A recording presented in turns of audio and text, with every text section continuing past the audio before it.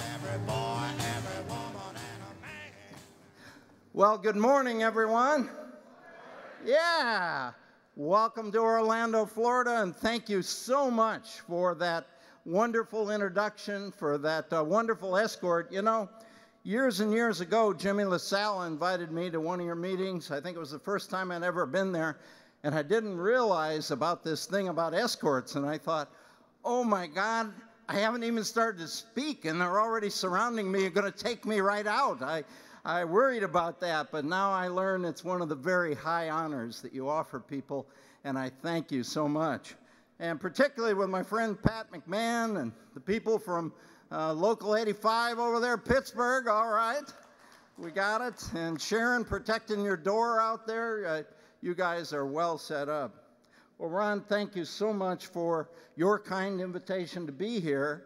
And as you'll hear from my speech, I thought you gave my speech because I think the theme of your conference of working together to secure our future is exactly the right theme to have.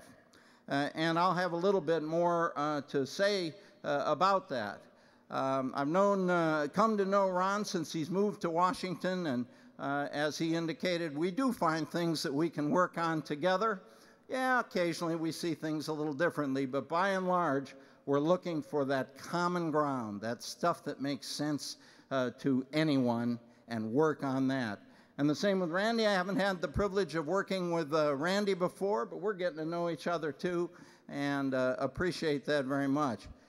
But of course, this gentleman over here. So I get in last night. Now you have to understand, I just came down from Washington, and I don't know if any of you had trouble with your flights, but you know, from Washington, it's what, 2-hour flight?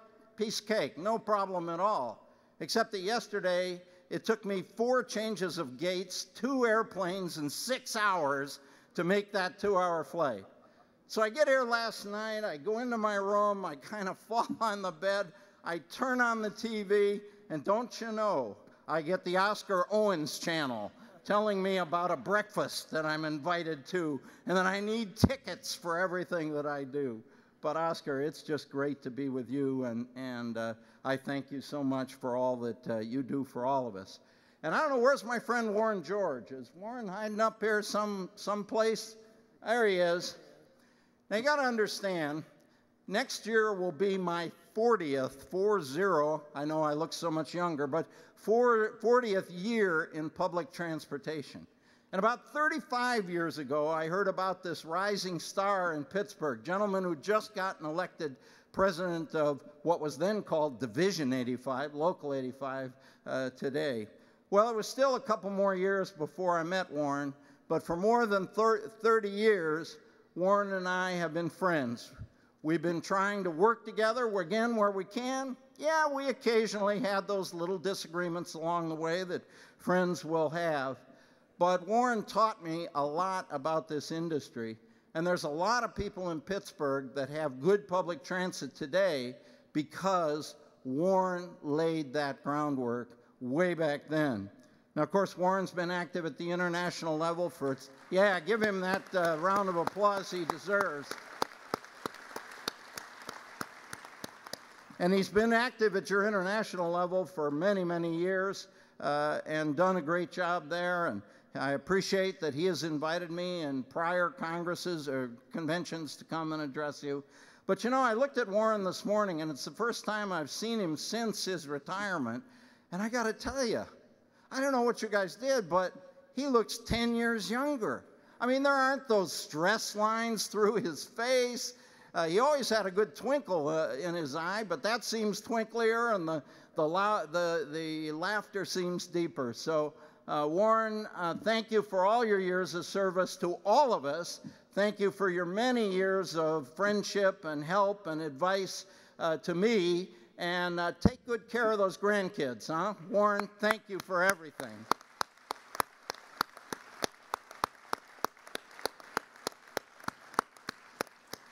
Now, one final thing by way of introduction. When I was being escorted up here, I met William from Local 268.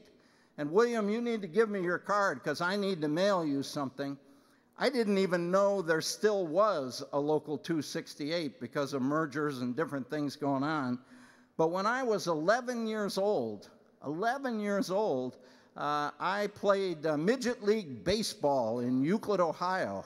And I have a wonderful picture of me and my dog, and I'm in my Amalgamated Transit Union Local 268 shirt because the union sponsored my baseball team. So thank you very, very much.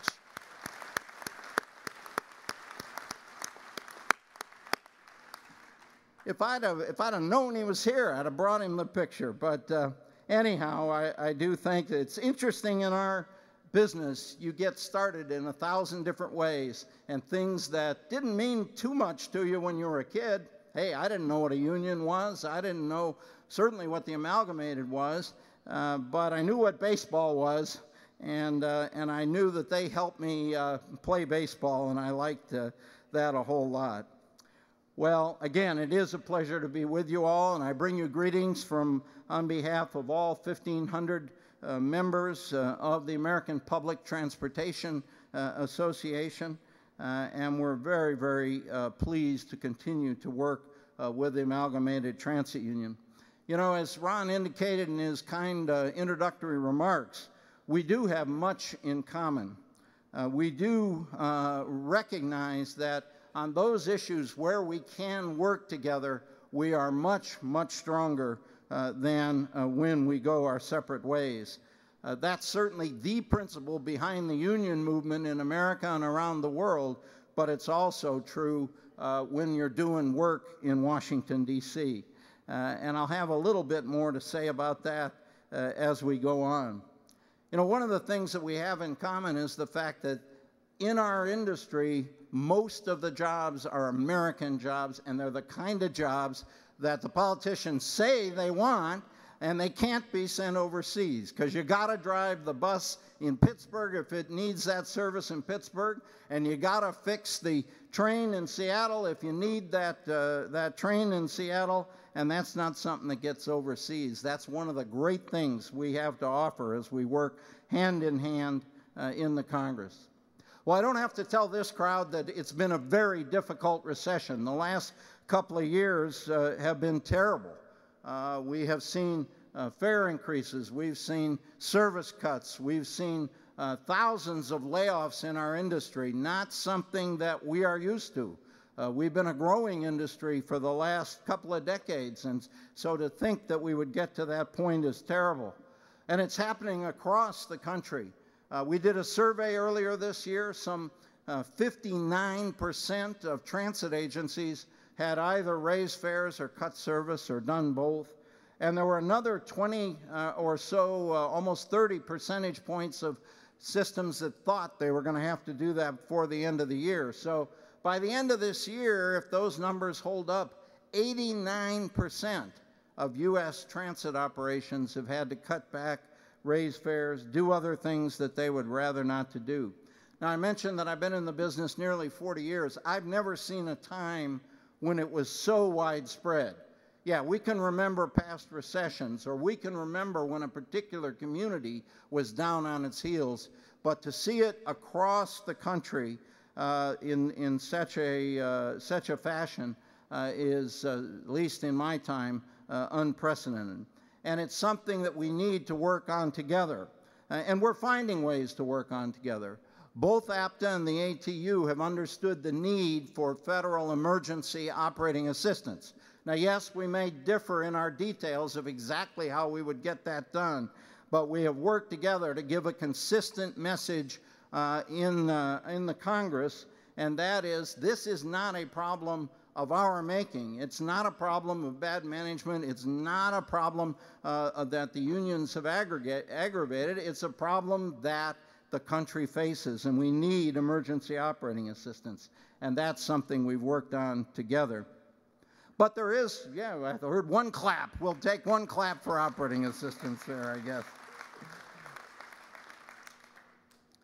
But there is maybe a spot of bright news as we look forward on this area.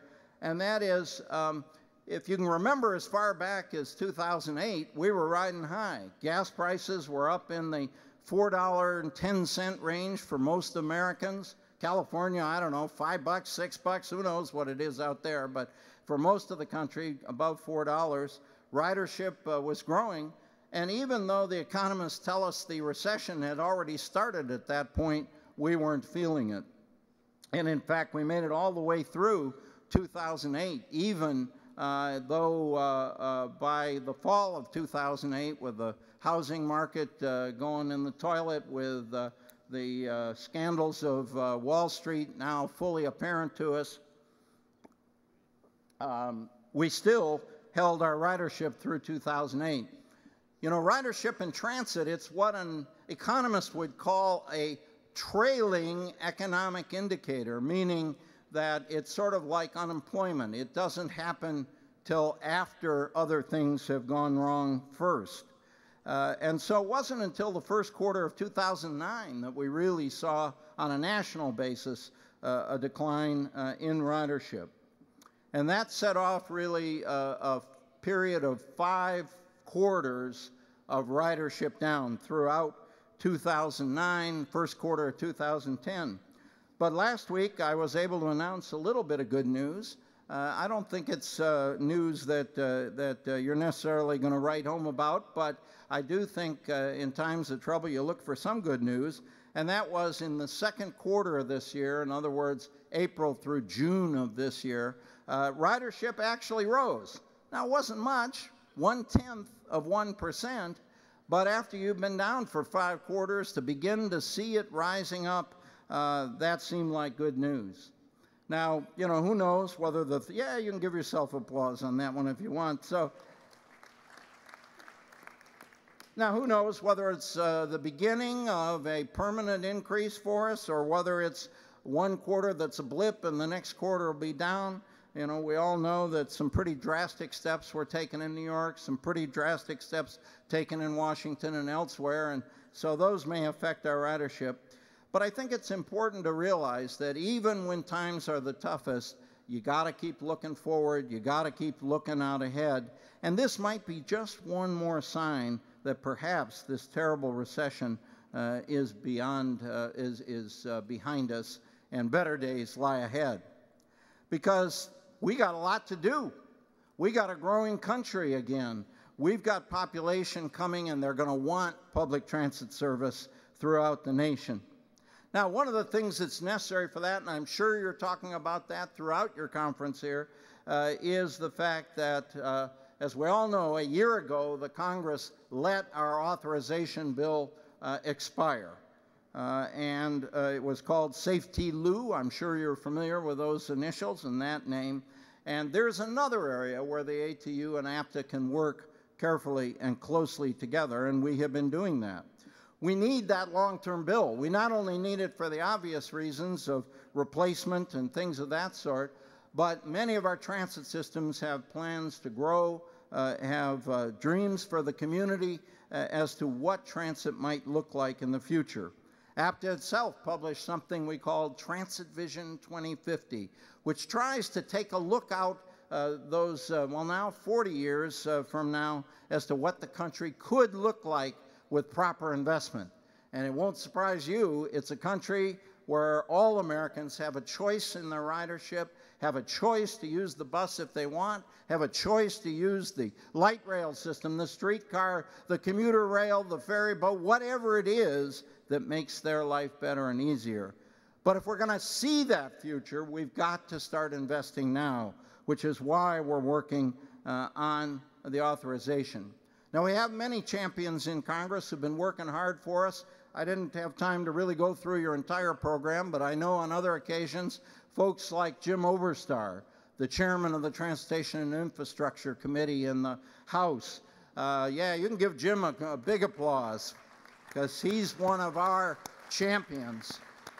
And Jim, more than a year ago, when nobody else was even willing to talk about more investment in transportation, Jim stood up and led his committee to put out a very good piece of legislation. A piece of legislation that I know the ATU in general is very happy with, and I know that APTA is very happy with. But Jim needs help. He needs our support because it's one thing to get it through your committee, It's quite another to get it through the Congress, the Senate, and then onto the President's desk and get his signature on it. We were quite pleased on Labor Day when at the Labor Fest in Milwaukee, President Obama called on the Congress to move forward finally with a long-term authorization bill. Now, I don't know whether you follow this stuff very closely, and some people looked at that and said, it's a throwaway line in a Labor Day speech. It won't amount to much. But I don't think that's true. What we're hearing out of the White House, what we're hearing out of the Congress, is this is finally the sign from the Obama administration that they are ready to take on our issue seriously. So I hope that that is the correct reading of what that means. And we were certainly very pleased. We were particularly pleased that the President spoke about not only a well-funded long-term bill, but perhaps front-loading it by an additional $50 billion. So we need to get behind the President. We need to get behind the leaders in Congress like Jim Oberstar and others, and we need to make sure this legislation happens. Well, that brings us to something else that I'm sure you're not talking about here. I can't imagine this group would ever talk about elections. Oh, I don't mean your elections. I'm not allowed to talk about that, although I was given so much material, I don't know what team I'm voting for, but I'll read it all on the plane on the way back. But no, I'm talking about the congressional elections, the midterm elections. And the Amalgamated has a wonderful advocacy program, and you've had it for a long time. And I just am here not only to praise the work you've done to get the right people elected to Congress, but to urge you to keep it up. Keep it up, because, yes, absolutely.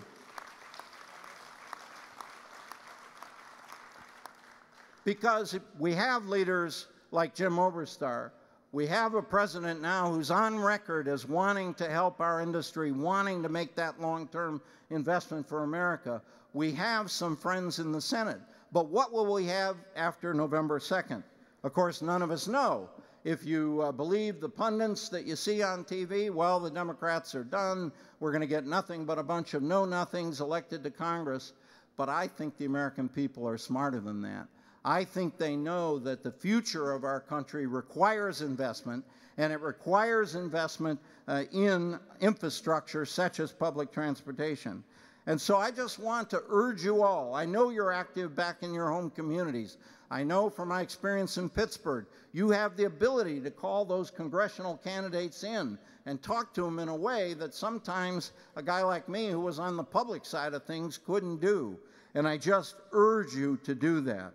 We need to know where people stand before November the 2nd when it comes to issues related to funding, when it comes to moving forward on authorization, when it comes to moving forward on operating assistance, on labor management partnerships, on human resource development, and so many other issues that we care about and work on. So please, I hear sometimes that people are tired. Well, the whole thing didn't work out the way we thought when we were all excited in 2008. Hey, give the man some credit. It's 2 years down, even less since he got there. Let's give him the support. Let's make sure that we get a good Congress to support President Obama to get our authorization and our other things done. It's really important. In this regard, APTA is active in many, many ways, certainly supporting congressional leaders where we can. But we also have a project underway which we're calling Tell Our Story. And again, I heard President Ron talk about telling your story. Well, we've got a very similar thing going at APTA. Some of you may know my chair as MP Carter. Ms. Carter from Memphis, Tennessee, long active in public affairs in Memphis and on the board there for some 19 years. Well, she's my chair this year, and we have been collecting stories from all over America about what does public transportation mean to me. If I'm employed in the industry, what's it mean to my family? Is this ability to put food on the table for my kids? Is it money so that I can take care of an aging parent? Is it just what allows me to live my life the way I want? That kind of thing. But also from our riders. What does it mean to the riders? It means a chance to go to work. It means a chance to get a better education. It means a chance to get health care. It means. That's what we do every day, and that's what it means. But yet not everybody understands this. It's plain to you and me. We see it every day, but it's not understandable to everybody. So we brought 5, what I'll call typical Americans in to Washington, D.C. to tell our story. One was a young woman from South Carolina, 3 children. Things had gotten so bad that she was literally living out of her car with her children. She couldn't drive the car, it didn't work. She couldn't afford to run the car, it didn't work. And she found the bus system in her community. And that bus system got her to a new job. And today, she's self-sufficient. Today, that same bus system has taken her to the local college, and she's going to get a degree here in another few months. And it was able to get her children, she was able to take her children to childcare. These are the stories that we see every day. We need to help the Congress understand it.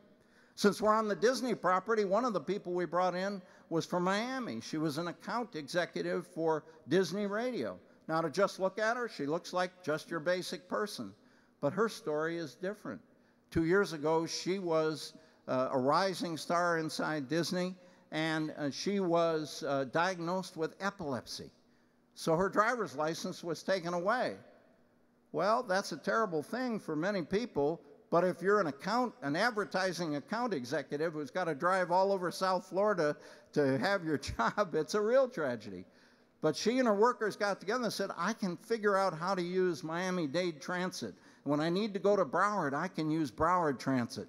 And when I need to go further, I can use the Tri-Rail system. And she's figured out how to use transit, and she continues to rise inside Disney. By the way, in March of this year, using public transit, she was the #1 salesperson for Disney Radio in all of South Florida. So, again, there are images of who uses public transportation. I'm going to guess in most communities that image doesn't include a rising account executive for Disney, but that's who's on our buses. One final story of the 5 I thought was particularly compelling was from a gentleman named Dave Rock. Now, I don't know that you know Dave Rock. He's an electrician in St. Cloud, Minnesota. He works for a little bus manufacturing company called New Flyer. I'll bet some of you are familiar with New Flyer. Anyhow, Dave Rock is the president of the Communications Workers of America Local 7304 up in St. Cloud, where he represents the men and women who work on the line in the New Flyer plant. Well, Dave came down to Washington to tell his story about what it means to his members and what it's meant to his family to have investments in public transit. You know, it might be a grant that goes to Washington or Seattle or Los Angeles, but it's buses that get made in Minnesota. And that bus company making those buses in Minnesota buys parts in Indiana and Ohio and Illinois, and the list goes on and on. So telling that story about how an investment in one place in public transit makes jobs throughout America, that's the kind of story we need to tell. Now, as part of our storytelling initiative and gathering stories, we've asked America to go online and sign a petition. It's a petition that we were able to present to the Congress last week that has thousands and thousands of signatures from Americans saying they want more investment in public transit. We managed to get signatures from all 50 states, including those states you don't normally think of as right out there in front on public transportation. As well as that, we got the District of Columbia, and all have called for investment in transit. Now, I know the ATU has had a very successful texting campaign going on, and I don't want to take anything from that, but after you've done what your union has asked you to do, if you have a little more time, I hope you'll go on publictransportation.org. And right there, you'll find a big button, so big even I could find it, and it's called Sign the Petition. And all you have to do is hit that button, and it'll be one more voice for investment in public transit. You know, we've gotten, as I say, thousands and thousands of signatures. What if we all worked together? What if we got 1 million signatures and took those signatures and handed them to the Congress and handed them to the President. Wouldn't that be something? Well, between the efforts of the ATU, between this effort, we can do that kind of thing, and working together, we can make it happen.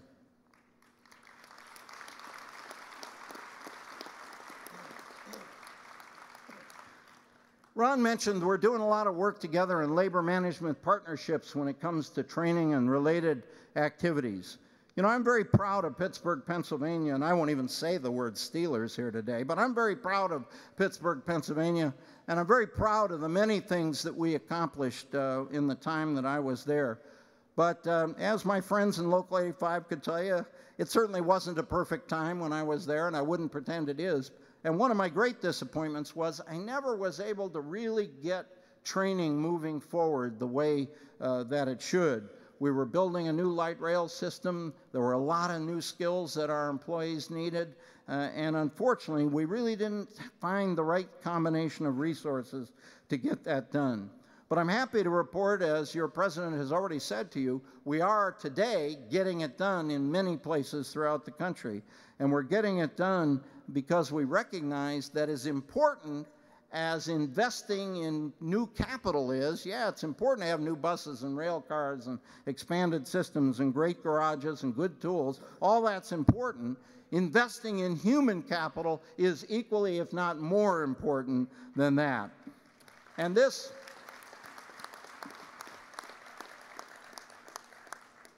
has led us to work together. You know, Warren George called me a few years ago and he said, you know, I got an idea here. I've been talking to Sonny Hall over at the TWU, and, you know, I think if the ATU, if the TWU, if APTA, if the three of us would kind of get together and stand shoulder to shoulder, maybe we could make some progress on this whole issue of training and development of our workers. We have lots and lots of your members, my employees, that want to do the right thing, but they were trained in a different era. The technologies were all different.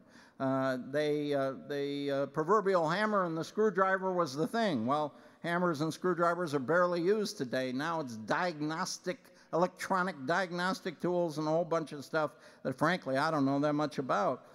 And so with Warren's leadership, we put together something called the Transportation Learning Center, and TLC as we call it for short. I think you're familiar with this, but I just want to add my 2 cents on it.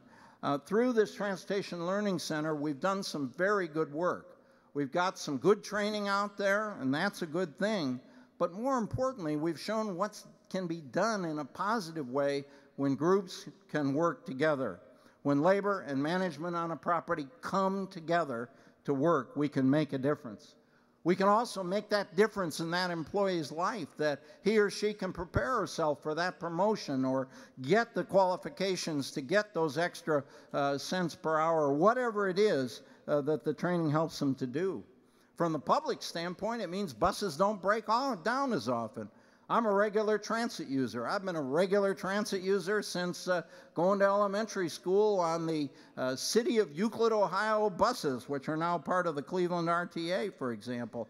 And to this day, I use Washington Metro every day that I'm there. And so I know as a customer, nothing more frustrating when that bus stops or that train stops and we don't know why it stopped. It wasn't supposed to at that point. And training helps eliminate that unscheduled stop, as we might say. We've done a lot of good things. We've worked on certainly bus maintenance training in several areas, developed ASAE certification programs that allow your members, my employees, to get that certification that shows they have the right to be there and to, frankly, get paid better because of it and things like that. We've worked a lot in rail maintenance. We've set up a program for signal maintainers. You know, people say, gee, signal maintainers, we don't have many of those. That's the point. Nobody has many of those, and yet it's a very technical field. It's not something you just, call up to the local community college and say, I want you to train me 4 or 5 signal maintainers. It just doesn't work that way. Very specialized areas. So working together, we're doing that. And we've come up with an idea for standards so that we can judge in a fair way, How do we know when somebody has met the proper prerequisites to move on to that next higher job, and on and on and on? In fact, many of the standards that we've been working on are just about ready for prime time, and as soon as your convention's over and my big conference is over next week, then I hope to sit down with your leadership and we figure out a way how to jointly announce this, how we can, again, work together. That symbolism of being together, very, very important indeed. Well, APTA's involvement in these standards and working through the Transportation Learning Center is part of a bigger effort that we call our Workforce Development Blue Ribbon Panel. Now, it's led by a woman that many of you know and many of you adore, as do I, and that's Dr. Beverly Scott. I understand Dr. Scott was supposed to be with you this week, but some of you may have heard that her dear, dear husband Arthur had a very severe stroke last week, so I don't know whether she'll be able to join you, but I know I talked to Bev on Friday, and I said, Bev, what can we do? I'm going to be with a group of people that love you. We love you at APTA. She said, honey, all I want is sweet thoughts and prayers. That's what I want. So let's us together give Bev and Arthur sweet thoughts and prayer.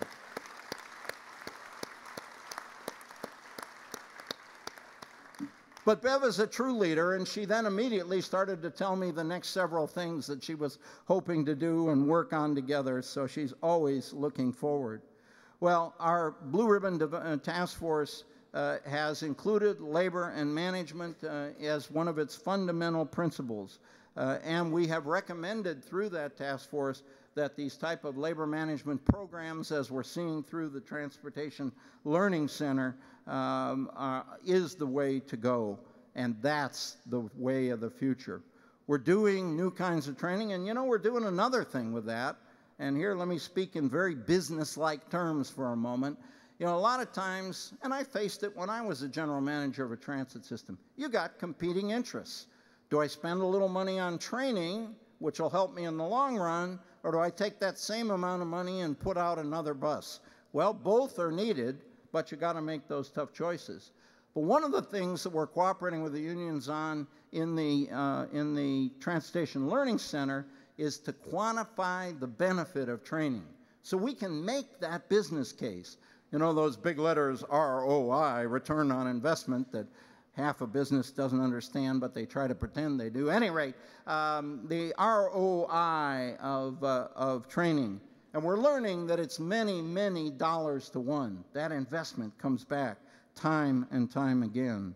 So we're working together, we're pulling together, we're fighting many of the same fights. The battle in Washington has never been tougher.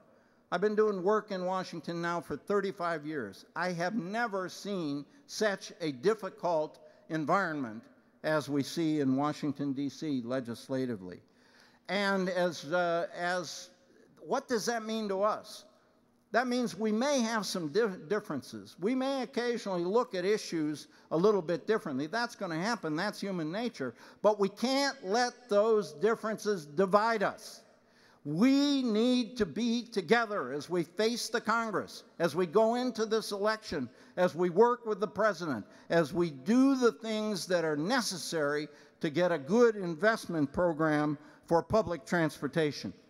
Yeah, go ahead. That's all right. I'll take another one. Working together, we can make a huge success in the future of the public transit industry. Working together, the future can be bright, with more transit jobs in more places for more Americans. Working together, transit workers, transit riders can have more security, more choices that make their lives better. Working together, we can provide America with the best public transportation and services. Ladies and gentlemen, let's work together. Thank you very much. It is an honor and a pleasure to be with you once again.